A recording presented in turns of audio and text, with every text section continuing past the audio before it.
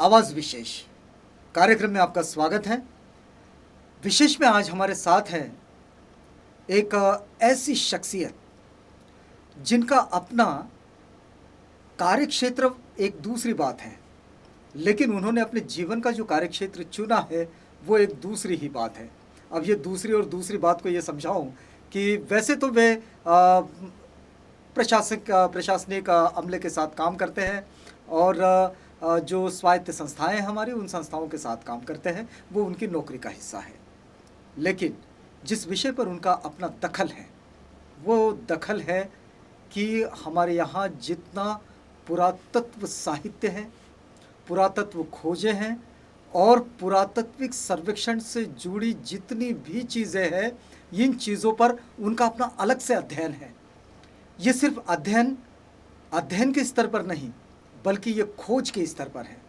स्वयं उन साइट्स पर जाना जहाँ पुरातात्विक सामग्री है और वहाँ जाकर उसका कालखंड, उसका आर्ट, उसका जो कल्चरल इम्पोर्टेंस है, इन सारी चीज़ों को पकड़कर उसका जो ऐतिहासिक महत्व है, इसको अपने साथ विशद करना, ऐसे एक विशेष कार्य के साथ जुड़े हुए सत्यजीत चंद्रिका पुरे, ये उनका वास्तविक नाम, लेकिन सत्यजीत मौर्य वो लिखते ज़रूर है। तो सत्यजीत चंद्रिका पुरे जी, आपका स्वागत है कार्यक्रम में।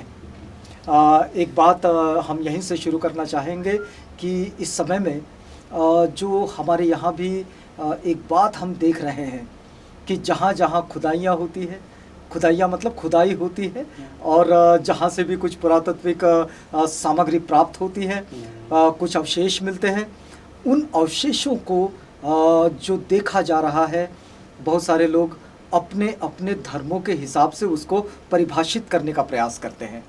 कई बार जो पुरातत्वविद है और पुरातत्व विभाग से जुड़े जो अधिकारी हैं उन पर आक्षेप भी धरते हैं कि भाई इन्होंने हमारी बात को नहीं माना। तो आपको क्या लगता है कि इन चीज़ों का स्टडी कैसे करना चाहिए, क्योंकि इस पर आपका बहुत दखल है? देखो, हाँ। पुरातात्विक दृष्टिकोण से अगर हमने इन सारी चीज़ों को हम अगर देखते हैं जी, तो दो चीज़ें आती है इसमें। एक आता है एकेडमिक लेवल, अच्छा, और दूसरा आता है कानून की बातें, अच्छा, और संविधान। तो अगर संविधान के दृष्टिकोण से देखा जाए, उसमें जो प्रावधान है जी, article 49 directive principle of the states, article 49, उसमें the all monuments is the national property, ये राष्ट्रीय संपत्ति, ये कानून बोलता है, ये संविधान बोलता है। मतलब जहाँ जहाँ भी पुरातात्विक सामग्रियाँ मिलती है, अवशेष मिलते हैं, या फिर जो भी साइट्स पर जो भी अवेलेबल है, वो सब राष्ट्रीय संपत्ति है according to the law, according to constitution. अच्छा, फिर एकेडमिक पार्ट आ जाता है, तो वो आ जाता है रिसर्च का पार्ट, उसमें हेरा फेरी हो सकती है। नहीं, ये तो हेरा फेरी की बात को हम समझेंगे, लेकिन हम आपसे ये समझना चाह रहे थे कि ये तो आपका क्षेत्र नहीं था, लेकिन आपने फिर भी इस क्षेत्र को अपने जीवन का क्षेत्र बना लिया, और हम देखते हैं कि आप इस पर स्वयं उन साइट्स पर जाते हैं, स्वयं खोज करते हैं। अध्ययन का तरीका क्या होना चाहिए? अध्ययन का तरीका ये है मेरा स्पेशली कि इन मोनूमेंट्स मीन्स स्पेशली मैं बुद्धिस्ट मोनूमेंट्स के ऊपर मैं ज़्यादा काम कर रहा हूँ जी, और बुद्धिस्ट मोनूमेंट्स का वर्ल्डली मीन्स वैश्विक दृष्टिकोण से क्या महत्व है, मैं इसका बहुत गहन है ना, बहुत गंभीरतापूर्वक मैंने अध्ययन किया है। इसका फॉरेन पॉलिसी में क्या महत्व होता है, देश के जीडीपी में इसका कितना योगदान है, इन सारे चीज़ों को महत्व दिया है। और इसको इम्पोर्टेंस मैं उस दृष्टिकोण से देखता हूँ कि बुद्धिस्ट मोनूमेंट्स या कोई भी मोनूमेंट्स है, इस माध्यम से आम जनता के सोशो इकोनॉमिकल डेवलपमेंट में कितना योगदान दे सकती है, मैं इस दृष्टिकोण से देखता हूँ। मैं एकेडमिक दृष्टिकोण से नहीं देखता कि भाई ने 300 पेजेस की किताब लिख दी और मेरी पीएचडी कंप्लीट होगी और हो गया मेरा काम, ये नहीं। वहाँ पे क्योंकि ऑलमोस्ट अगर हम पूरे भारतवर्ष की बात करते हैं, मैं पाकिस्तान अफ़गानिस्तान की बात नहीं करूँगा क्योंकि वो हमारे क्षेत्र के अंदर में नहीं आता है, वो इंडियन कॉन्स्टिट्यूशन में वो पार्ट नहीं आता है। इंडियन कॉन्स्टिट्यूशन में जो पार्ट आता है इंडिया का, मैं उस क्षेत्र की बात करूँगा। तो अगर मैं ये देखा जाए कि भारत के संविधान के दृष्टिकोण से इन प्राचीन भू स्थलों का अपना भी बहुत बड़ा महत्व है। बहुत ज़्यादा महत्व यदि हम लोग इसको ठीक तरीके से और विस्तार से अगर समझना चाहें है। तो ये जितना भी पुरातात्विक साहित्य हमारे पास आता है हम्म। या फिर जिन पुरातात्विक जितनी धरोहर है या फिर इनको जिस तरह से संरक्षित करके रखा जाता है, इन सब की प्रासंगिकता को कैसे जोड़ते आप? मतलब यदि वर्तमान समय के साथ अगर हम इसको देखा जाए, क्योंकि इसके साथ में एक संस्कृति विकसित हुई, एक भाषा विकसित हुई, एक कला विकसित हुई, इसके से ये सारी चीज़ें तो है इसके साथ, लेकिन अगर इसे हम वर्तमान जीवन के साथ अगर जोड़ना वर्तमान चाहें, जीवन में विशेष करके जितने भी मॉन्यूमेंट्स है, चाहे वो मुस्लिम मॉन्यूमेंट्स हो, जी। क्रिश्चियन मॉन्यूमेंट्स हो, जी। या जिसको आप हिंदू मॉन्यूमेंट्स बोलते हो, वो हिंदू मॉन्यूमेंट्स नहीं हो, मिक्स मॉन्यूमेंट्स है मतलब कैसे? वो इसमें, क्योंकि जिसको हम देवी देवता समझते हैं जी। तो उसके पीछे का जो बैकग्राउंड है या उसके पीछे के जो आर्ट एंड आर्किटेक्चर के पीछे का जो इतिहास है या उसका जो क्या बोलते हैं कि भाव है, हाँ। वो महायान और वज्रयान से मिलता है। मतलब जो बुद्धिज्म से जुड़ते हैं। बुद्धिज्म से जुड़ा हुआ है, वो लोग समझ नहीं पा रहे उसको, क्योंकि वो बहुत उतने गहराई में कोई जाना नहीं चाहता है, क्योंकि ये सारा जो मटेरियल है, ये जारा संपूर्ण जो साहित्य है, ये पूरा अंग्रेजी में है। और जो बुद्धिस्ट मॉन्यूमेंट्स है, इसके साथ में जो लोगों का जो अटैचमेंट है, उसमें हार्डली 5 या 10% जो ठीक से इंग्लिश जानते हैं, बरोबर है? अच्छा, हाँ। तो वो सारी चीज़ें इनके पास में नहीं पहुंच रही है। आपको मैं एक उदाहरण बता रहा हूँ जी जी। कि ये जो पुरातत्व विभाग है ना, सेंट्रल गवर्नमेंट का archaeological survey of India Nagpur में सिन्नर हिल में, उसके ग्राउंड फ्लोर में आप जाइएगा, लगभग ग्राउंड फ्लोर फर्स्ट फ्लोर, ऐसे 2 फ्लोर के अंदर में 2 लाख बुक्स होगी और उसमें लगभग 70% बुद्धिज्म को लेके है। और सारी बुक जो है हार्डली 5% अगर हम छोड़ देते हैं तो 95% बुक जो है पूरा अंग्रेजी में है और बुद्धिज्म से भरी हुई है। तो ये चीज़ें हमारे पास में नहीं है, इसको समझने के लिए समय लगेगा। लोगों में जो एजुकेटेड जो अवेयरनेस आना चाहिए मॉन्यूमेंट्स के लिए, उस कलाकृति के भाव को लेके, भाई कलाकृति वास्तविक हिंदुइज्म से है, बिलोंग करती है या नहीं, क्योंकि महायान और वज्रयान को कोई जानता ही नहीं है। तो अभी अगर इस चीज़ को हम ये जानना चाह रहे थे कि इसकी प्रासंगिकता को कैसे जोड़े, मतलब वर्तमान समय का जो जनजीवन है। देखिए, हाँ। वेरी सिंपल बात है जी कि भारत में जितनी भी मॉन्यूमेंट्स है, बुद्धिस्ट मॉन्यूमेंट्स है जी, और वर्ल्ड हेरिटेज में जो मॉन्यूमेंट्स है, तो हम्म। भारत की लगभग मेरे लिस्ट के अनुसार 35 मॉन्यूमेंट्स है जो विश्व विरासत सूची में है, जो इसको यूनेस्को डायरेक्ट उसके अंदर में हस्तक्षेप करता है या उसके लिस्ट में मेंटेनेंस वो करता है। 35 है, 35 में टोटल 12 या 14 मॉन्यूमेंट बुद्धिस्ट मॉन्यूमेंट्स है, सबसे ज़्यादा। मुस्लिम मॉन्यूमेंट सिर्फ 4 है।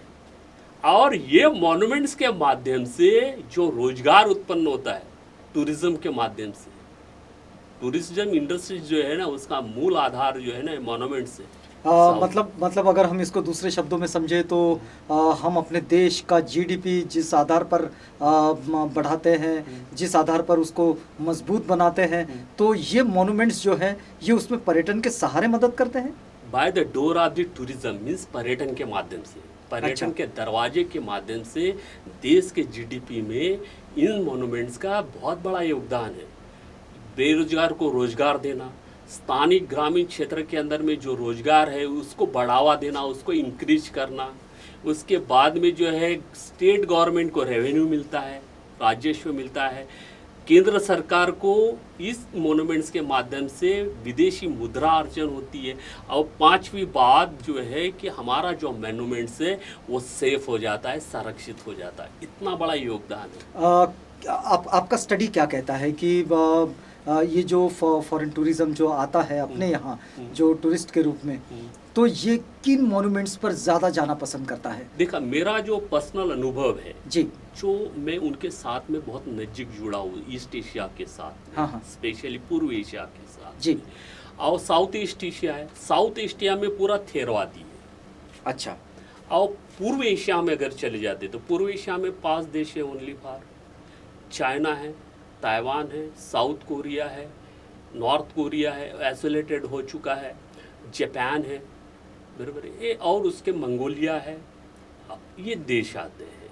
तो ये सारी बुद्धिस्ट कंट्रीज है पूर्व एशिया में, इनका जो फेथ है, इनका जो अटैचमेंट है, ये प्राचीन बौद्ध स्थलों के साथ में है। अच्छा।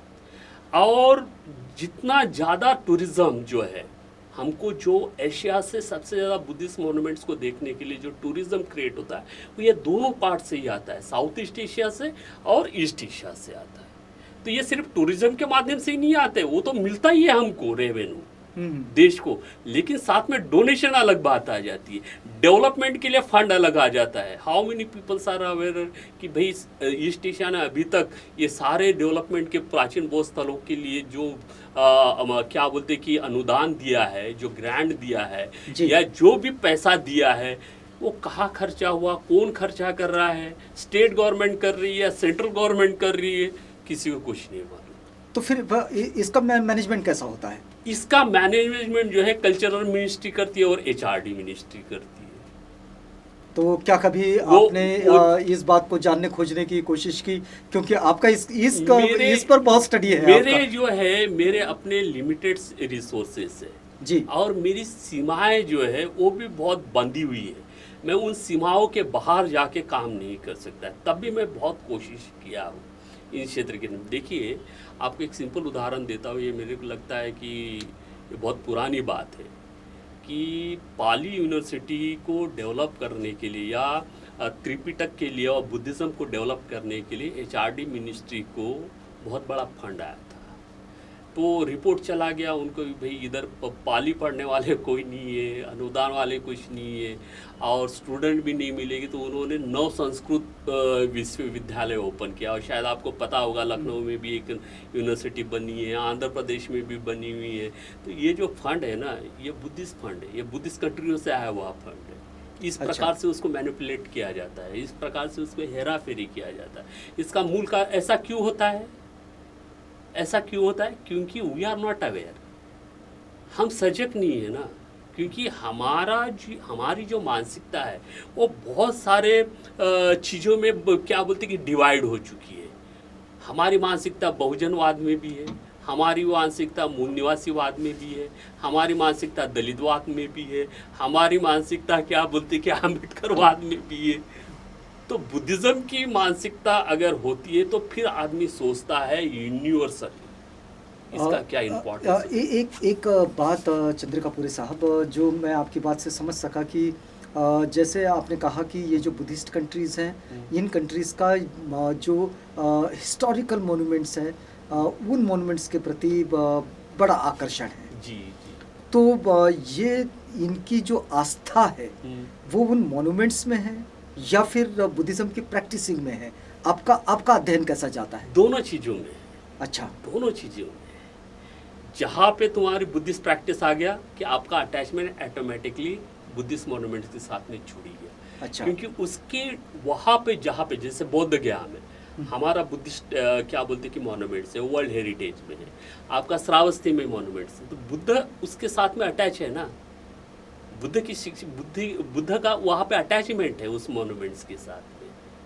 तो बुद्ध को जो मानेगा, उनके विचारों के ऊपर में जो चलेगा, तो उसका ऑटोमेटिक क्या बोलते कि उसका लगाव तो उसके साथ में रहेगा। अच्छा, अगर ये इसी बात को अगर हम लोग देखना चाहें तो यदि हम भारत की बात करें, अपने देश की, तो अपने यहाँ जो हिमालयन कंट्रीज़ है जो भारत की, वहाँ का हिमालय स्टेट, हाँ, हिमालयन स्टेट्स जो है, मैंने कंट्री कहा था, हिमालयन स्टेट्स जो है, वहाँ के जो बुद्धिस्ट है जो कि ट्रेडिशनल प्रैक्टिसिंग करते हैं वो, और उसके बाद एक बड़ा वर्ग जो मिलता है जो 1956 के बाद बाबा साहेब के द्वारा बुद्धिज़्म की ओर आया, इन लोगों का प्रैक्टिसिंग, और वे लोग जो बुद्धिज़्म के साथ परंपरा से आस्था में है, जो कि साउथ एशिया में है, जो साउथ ईस्ट एशिया में है।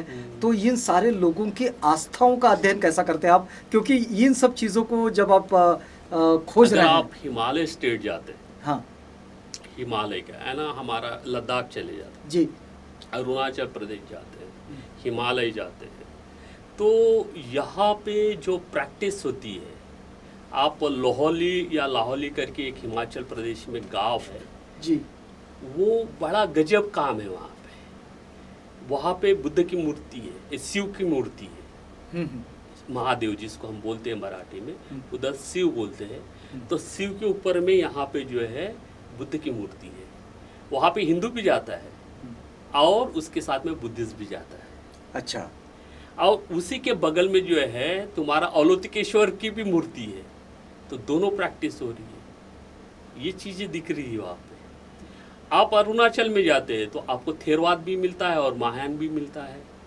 फिर आप अगर लद्दाख जाते हैं तो वहाँ पे महायानी भी है और दूसरा क्या बोलते हैं कि तुम्हारा थेरवादी भी है। वो अपने ट्रेडिशन के हिसाब से वो अपना परंपराएं चलाते हैं। रहा साउथ ईस्ट एशिया में, वो प्योर है, बर्मा में प्योर है, जो प्राचीन काल से जो चलते आ रही है बुद्धिस्ट ट्रेडिशंस। पंचशील हो, बैठना कैसे, चलना कैसे, सील का पालन कैसे करना है, बौद्ध भिक्षुओं का कैसे आदर करना है, सम्मान करना है, कैसे खड़ा रहना है, ये सारी चीज़ें जो हो प्रैक्टिस में है उनकी। अभी ये प्रैक्टिस हमारे भीतर में आने के लिए मीन्स स्पेशली जो 1956 के बाद में जो बुद्धिस्ट हुए हैं या बुद्धिज़्म का जो उसमें धर्म प्रभाव में जो लोग आए हैं, इसमें आने के लिए जो है तब भी ये नहीं बोल सकते कि वे प्रैक्टिस नहीं कर रहे करके। कल्चरली काफ़ी डेवलपमेंट हुआ है इसका। आज भी 1956 के बाद में जो समाज जो बिल्कुल क्या बोलते कि मेन धारा से कटा हुआ था और जिसने बुद्धिज़्म को अपना है, आज उनके रहन सहन में, उनके कल्चर में, उनके स्वभाव में, उनके व्यवहार में वो जो कल्चरली ट्रेडिशन से बुद्धिज़्म का जो चलते आ रहा है, जो हमको दिखता है, बर्मा में दिखता है, साउथ ईस्ट में दिखाई देता है, वो अभी डेवलप हो चुका है। इतना ही है कि परसेंटेज कम ज़्यादा हो सकता है, 100% नहीं हो सकता। नहीं, मैं जो जानना चाह रहा था वो ये बात थी कि जो आस्था के विषय में या फिर तथागत के प्रति श्रद्धा के विषय में ये जो वैशिष्ट देखा जाता है, ये जो विशिष्टता देखी जाती है, ये विशिष्टता को आप कैसे अध्ययन करते हैं? मैं उसको इसी 1-2 मिनट में मैं समाप्त करूँगा ये बात कि उनका जो लगाव है साउथ ईस्ट एशिया वालों का, जी, ईस्ट एशिया वालों का, हिमाचल वालों का, लद्दाख वालों का, अरुणाचल वालों का, इनका लगाव डायरेक्ट बुद्ध के साथ में, उनकी आस्था ज़्यादा है। हमारा पहला जो अटैचमेंट है वो बाबा साहब के पास जाता है, फिर उसके बाद में उधर जाता है। नहीं, ये बात तो दिखने में आती है, लेकिन मैं दूसरी दृष्टि से पूछना चाह रहा था कि जैसे कि आपका जो अध्ययन है वो मोन्यूमेंट्स पर है, मोन्यूमेंट्स को पुरातत्व सर्वेक्षण पर है, और सर्वेक्षण से जुड़े जितने भी खोज होती है, जितने रिसर्च होते हैं, जितने पेपर्स होते हैं, उन सब के द्वारा आप इन चीज़ों को समझते हैं।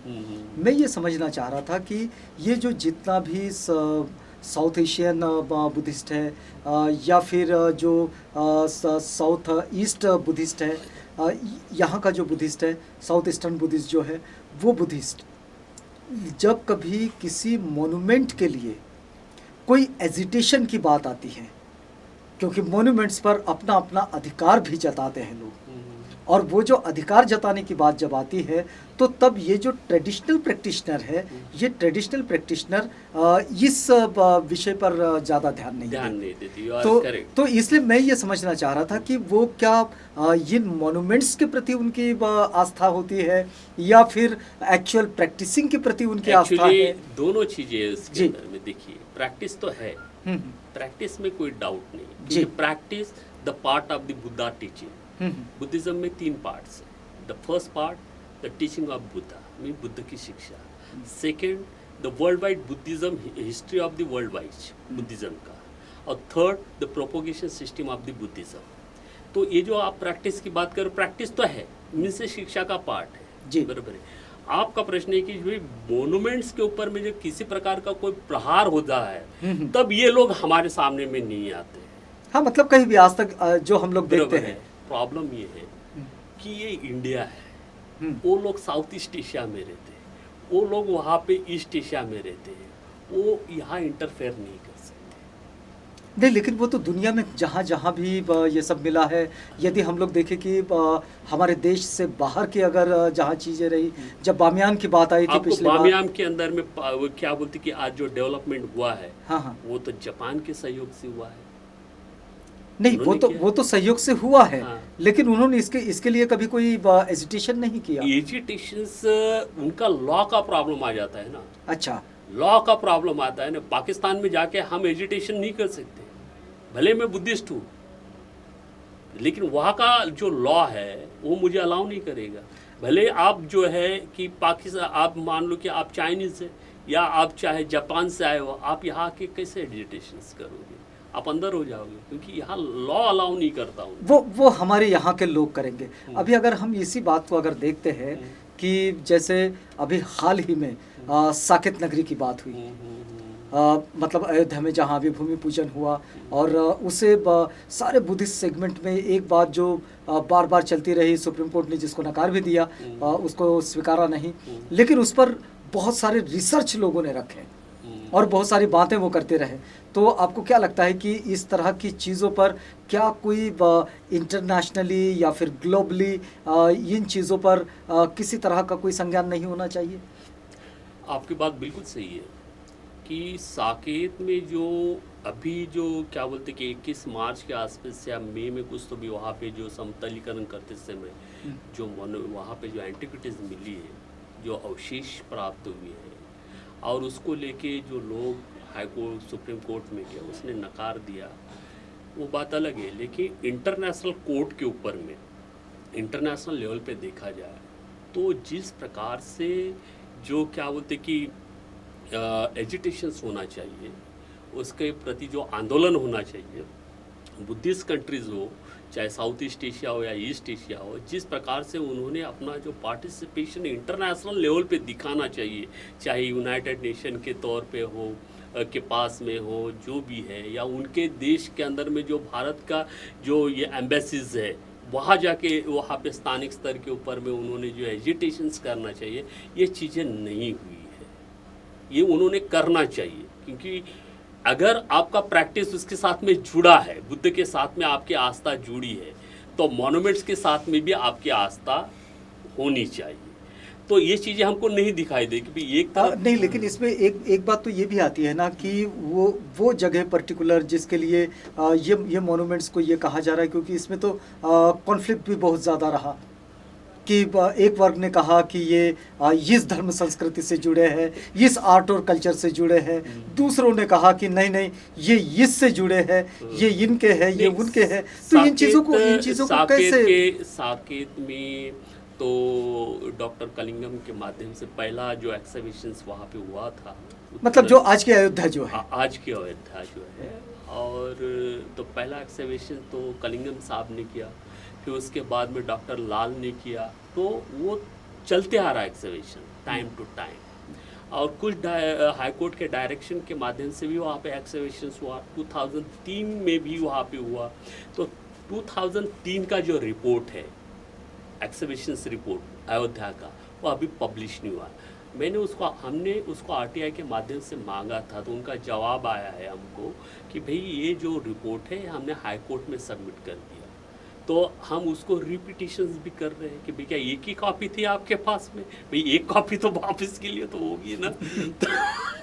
तो देखिए, अगर शुद्धता के साथ में अगर हम चलते हैं, रिपोर्ट के आधार पे चलते हैं, आर्कोलॉजिकल रिपोर्ट के आधार पे चलती है, तो वहाँ पे जो बात कर रहे कि भाई ये राम का मंदिर है, ये इसका है, तो ऐसा कुछ नहीं है। वो बुद्धिस्ट मॉन्यूमेंट्स है।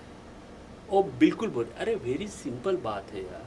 मुझे एक बता, मैंने बहुत सारे लोगों को पूछा कि भगवान बुद्ध का जहाँ जन्म हुआ, वो जिस जगह पे हुआ उसको प्रिजर्व रखा क्या? उसके ऊपर में कोई नया टेम्पल नहीं बनाया गया, कोई विहार नया नहीं बनाया गया। मोहम्मद पैगंबर साहब का जहाँ पे जन्म हुआ, उसको एज इट इज़ उसको प्रिजर्व करके रखा गया है। अपने जीसस जी का जहाँ पे जन्म हुआ, उनकी सारे विरासत को एज इट इज़ उसने क्या बोलते कि प्रिजर्व रखा। अगर वास्तविक को राम अभी जो मॉन्यूमेंट्स मिले और प्रभु राम जी के साथ में अगर जुड़े हैं वो मॉन्यूमेंट, तो आप उसके जन्म स्थली के ऊपर में आप नया टेम्पल बनाओगे, ये कौन एक्सेप्ट करेगा वर्ल्ड में? इससे तो ये साबित होता है कि वहाँ पे ऐसा कुछ भी मॉन्यूमेंट्स नहीं है जो उससे बिलोंग करता हुआ प्रभु राम जी से। अगर होता वो वास्तविक, तो आप उसको प्रिजर्व किए रहते, उसको प्रिजर्व करके रहते। दुनिया में ये रीत है कि जो भी प्राचीन मॉन्यूमेंट्स है और जिसके साथ में हमारी श्रद्धा जुड़ी हुई है, जिसको हम भगवान मानते हैं या जो भी मानते हो आप, अल्लाह मानो, भगवान मानो, और भी जो कुछ ईश्वर मानो, जो भी मानो, उन चीज़ों के ऊपर में किसी ने कोई मॉन्यूमेंट्स नहीं बनाया और नई इमारत खड़ी नहीं किया। मतलब वो उन चीज़ों को संरक्षित ही रखा गया, उसको एज इट इज आप देखो। मतलब पूरी दुनिया में जो हुआ है, आपने लुम्बिनी का देखिएगा, एज इट इज है, उसको किसी ने छेड़छाड़ नहीं किया। मोहम्मद पैगंबर साहब का मक्का मदीना में एज इट इज है। आप जेरूसलम जाइए, अपना जीजस जी का देखिए, एज इट इज है। उसको किसी ने उसके ऊपर में कोई नई चीज नहीं बनाई भाई, वो ऐतिहासिक है, वो ऐतिहासिक है, उसका अपना जीवन वहां पे गया। अच्छा, इन चीज़ों का अध्ययन कैसे किया जाता है? ये जो पुरातात्विक सामग्री है, पुरातात्विक अवशेष है, ये अगर हमारे आसपास भी अगर कहीं नजर आते हैं, बहुत सारे लोगों के पास में ये चीज़ें नहीं बहुत होती। सिंपल काम है जी। जैसे कि पहली बात तो हमारी खोज होती है किताबी पन्नों से, और दूसरी बात तो होती है कि जनता के ज्ञान से, जनता के ज्ञान से, मतलब जो लोगों में प्रचलित कथाएं होती है उसके माध्यम से, और दूसरा सोर्स होता है किताबों के माध्यम से। अभी एक आधी मोन्यूमेंट्स है, फॉर एग्जांपल कि ये मोन्यूमेंट्स है, ठीक है, तो वहां जाओगे तो उसको कैसे समझो कि इसके अंदर में मोन्यूमेंट्स है या नहीं, क्योंकि वो ढकी हुई है, उसके ऊपर में लेयर के ऊपर में लेयर है, मिट्टी है, पेड़ पौधे लगे हुए हैं, बरोबर है। तो आपको पहले वहां पे करना पड़ेगा गड्ढा, 4 दिशाओं में, ईस्ट क्या बोलते, पूरब, पश्चिम और दक्षिण में, और उसके बाद में गड्ढे करने के बाद में आपको वहां से देखना पड़ेगा नीचे जाके, क्योंकि पूरी खुदाई नहीं होगी, क्योंकि पूरी खुदाई कभी नहीं होती है। आप अड़म में जाइए, पूरा खुदाई नहीं हुआ, उसके अंदर में अगर आपको कुछ मोन्यूमेंट्स में एंटिक्विटीज मिलती है, कुछ पुरातन अवशेष मिलते, तो फिर उसके बाद में आपका रिसर्च स्टार्ट हो जाता। अभी तो सिर्फ आपके पास में टेक्स्ट बुक्स है और जनता की इंफॉर्मेशन कि भाई इन कथा कहानियों के और प्रचलित बातों से भाई इथे आए, इथे है, यहाँ पे है, यहाँ पे है। अच्छा। लेकिन जब तक आप उसको फिर जब खोदोगे 4 दिशाओं में और वहां से जब एंटिक्विटीज बाहर निकले, तब आपको पता चलता है कि भाई हाँ, फिर अभी इसकी खुदाई करो पूरी। ऐसा वो उसका एक क्या बोलते कि साइंटिफिक टेक्नोलॉजी टेक्निक है, वो उसी हिसाब से जाता है आर्कोलॉजी। एक सामान्य सी बात तो ये है, हमारी चर्चा भी अभी बिल्कुल अपने अंतिम दौर पड़ाव पे है। तो हम एक बात आपसे समझना चाह रहे हैं कि जैसे इस तरह के जो पुरातात्विक अवशेष हैं, ये पुरातात्विक सामग्रियां हैं, जिन सामग्रियों को सहेज कर यदि हम अपने आसपास के जो लोग होते हैं, आसपास के जो उसके आसपास के जो गांव होते हैं, ये गांव अपने रोजगार को कैसे बना सकते हैं? बहुत सिंपल बात है कि मैं आपको एक उदाहरण देता हूँ कि जब सांची को कलिंगम साहब ने जब खुदाई किया, जी, कल फाइंड आउट किया उसने कि यहाँ पे बहुत बड़ा स्तूप है करके, तो उस समय की वहाँ की सामाजिक और आर्थिक जो स्थिति थी लोगों की, जी, जनता की, बहुत दयनीय थी। और सांची मॉन्यूमेंट जब डेवलप हो गया तो आज देखिए वहाँ पे होटल बन चुके हैं। आप देखिए वहाँ पे जो क्या बोलते कि तुम्हारा जो वहाँ पे पैदल लोग जाते थे, आज वहाँ पे कारें लगी हुई है, होटल्स लगे हैं, रेस्टोरेंट खुले हुए हैं, और इसको डेवलप हो जाता है। और हमारी जो मॉन्यूमेंट्स हैं ग्रामीण क्षेत्र के अंदर में, आज मैं सिंपल एक उदाहरण देता हूँ कि ये अडम है ना, कुई तालुका में, यही नागपुर पे 45 किलोमीटर, वहाँ पे एक बहुत बड़ा स्तूप है, अकॉर्डिंग टू द अडम आर्कोलॉजिकल रिपोर्ट, एक्सकवेशंस रिपोर्ट। तो अगर उसको हम अगर डेवलप करते हैं, तो आज वहाँ पे जो चाय का टपरी वाला चाय बेचता है तो 50 रुपये कमाना उसका बड़ा मुश्किल हो जाता है। और गांव के जो बच्चे हैं जो इधर उधर घूम रहे हैं और बीड़ी क्या बोलते कि वो अपना रोजगार की इधर उधर भटक रहे हैं, वो मोन्यूमेंट्स अगर डेवलप किया जाए, किला भी है बगल में, वहाँ पे अडम के बगल भी है ना, एक बीच में से रास्ता जाता है, एक तरफ जो है क्या बोलते कि स्तूपा है और एक तरफ पूरा का पूरा बहुत बड़ा टीला है। उस समय का सम्राट अशोक के पीरियड का इंटरनेशनल मार्केट था। अच्छा। हाँ, आज भी पूरा ढका हुआ है मिट्टी से। उसको अगर एक्सकवेशंस किया जाता है, उसकी अगर खुदाई की जाती है, उसको अगर रिस्टोर किया जाता है, उसकी जो थोड़ा सा ब्यूटिफिकेशंस किया जाता है, वहाँ टूरिज़्म बढ़ेगा। और एक बार टूरिज़्म बढ़ गया है तो वहाँ का जो स्थानिक व्यक्ति है, जो गरीब है, उसको 50 रुपया कमाना बड़ा मुश्किल हो जाता है।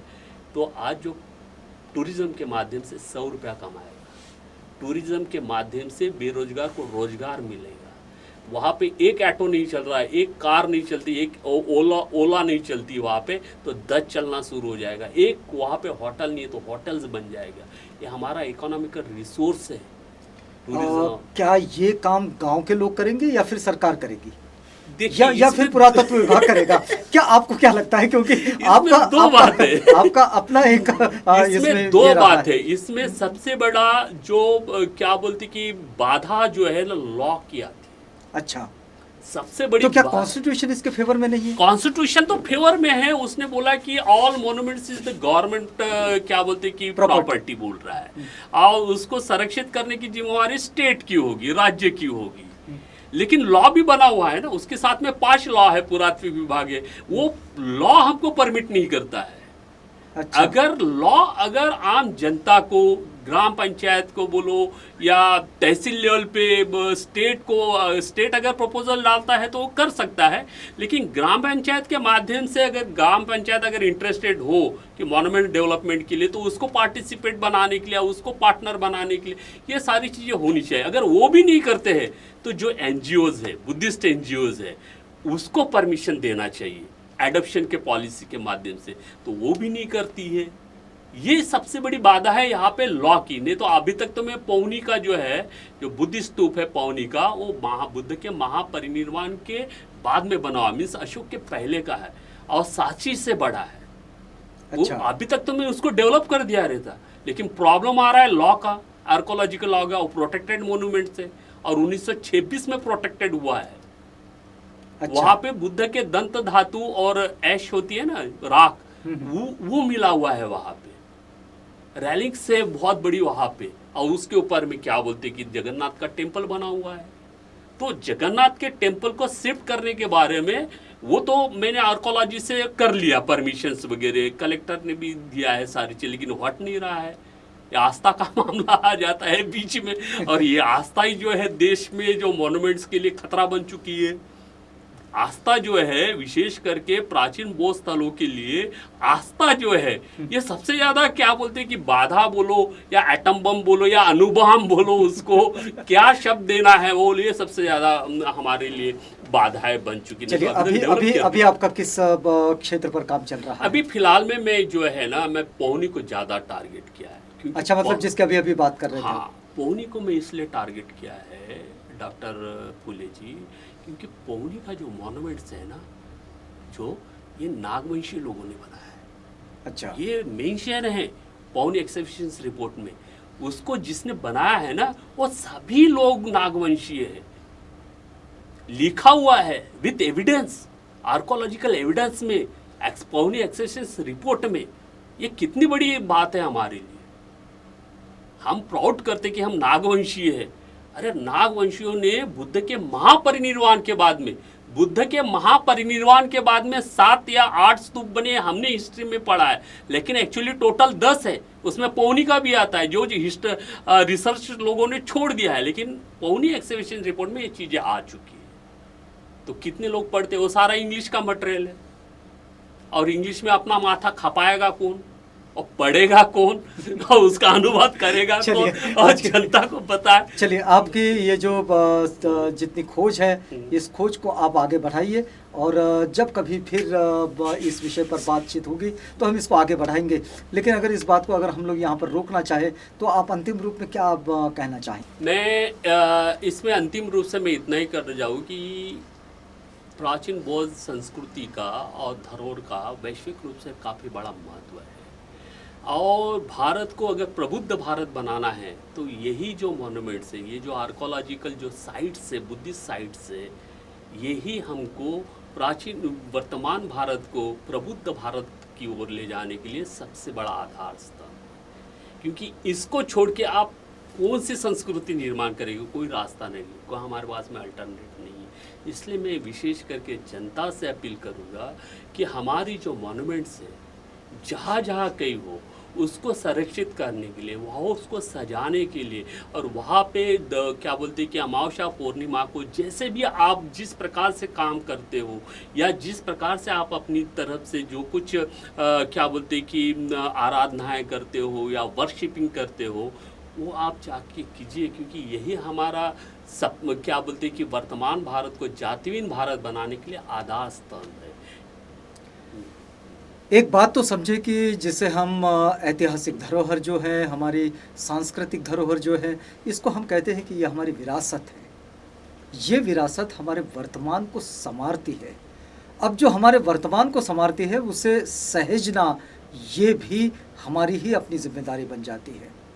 हम जब सत्यजीत चंद्रिकापुरे जी से जब ये बात कर रहे थे तो एक बात तो समझ रहे थे कि उनके बातों में आशय बहुत बड़ा है। कई बार ऐसा होता है कि अपनी बात को ठीक तरीके से समझाना बड़ा मुश्किल हो जाता है, और वो भी एक निश्चित समय में और एक निश्चित दायरे में।